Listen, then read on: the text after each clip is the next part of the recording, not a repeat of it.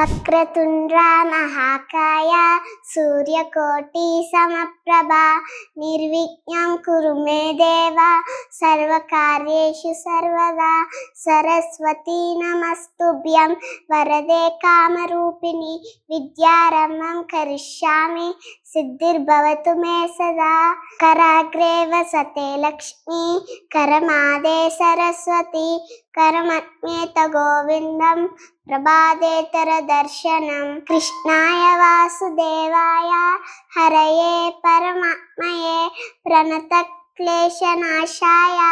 गोविन्दाय नमो नमः।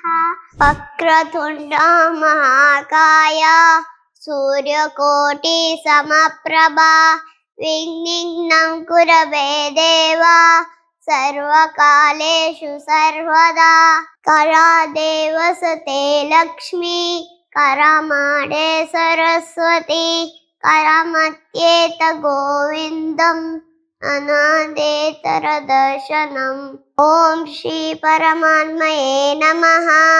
अनन्तमूर्तयः अच्युतवर्षादयोगः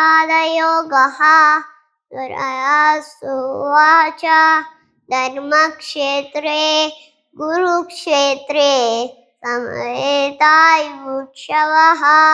मामका पाण्डवश्चैव किमकुर्वत सञ्जय सञ्जय उवाच दृष्ट्वा तु पाण्डवानेकं व्यूढं व्यूढोऽसदा आचार्यं संगम्य राजा वचनं ब्रवीत्